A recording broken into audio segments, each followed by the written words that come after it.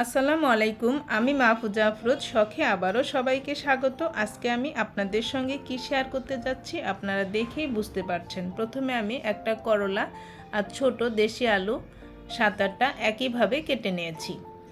কেটে ভালোভাবে ধুয়ে পানি ঝরতে রেখে দিয়েছি। এখন আমি কড়াইয়ে পরিমাণ মতো তেল দিয়ে দিলাম।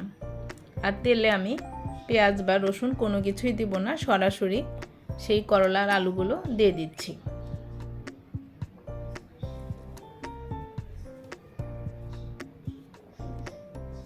আর দিয়ে দেব এখানে রসুনের আস্ত আস্ত কোয়া।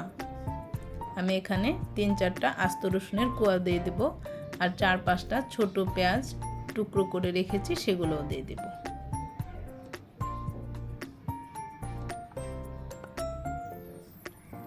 আর এইভাবে আপনারা করলা ভাজিটা করলে করলা ভাজির কোনো তিতো আপনি খুঁজে পাবেন না। যারা আপনারা করলা ভাজি পছন্দ করেন তারা একবার এভাবে খেলে বারবার এভাবেই আপনারা ভাজিটা করবেন ইনশাল্লাহ। কয়েকটা কাঁচামরিচ ফালি দিয়ে দিলাম, স্বাদ মতো লবণ দিয়ে দিলাম, আর খুবই সামান্য হলুদের গুঁড়ো দিয়ে দেব। আপনারা যারা আমার চ্যানেলটি এখনও সাবস্ক্রাইব করেন নাই, প্লিজ আমার চ্যানেলটিকে সাবস্ক্রাইব করে আমার পাশে থাকবেন। আমার রেসিপিগুলো যদি কোথাও একটু ভালো লেগে থাকে প্লিজ একটা লাইক দিবেন। এই গরমে এমন করলা ভাজি খেলে শরীরটা ঠান্ডা হয়ে যাবে। কিছু খেতে ইচ্ছে না করলেও এই করলা ভাজিতে আপনারা 1 প্লেট ভাত অনায়াসেই খেয়ে ফেলবেন।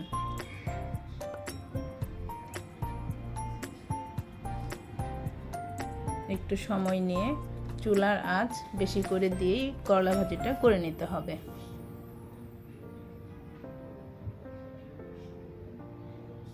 আর করলা ভাজিটা হয়ে গেলে মাঝখানটা ফাঁকা করে দিলে তেলটা মাঝখানে চলে আসবে, করলায় তেল একেবারেই থাকবে না। তাহলে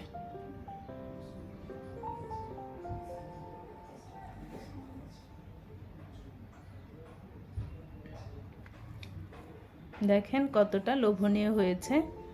আজ এই পর্যন্তই। আপনারা সবাই ভালো থাকবেন, নিরাপদে থাকবেন। আমি এবং আমার পরিবারের জন্য দোয়া করবেন। আল্লাহ হাফেজ।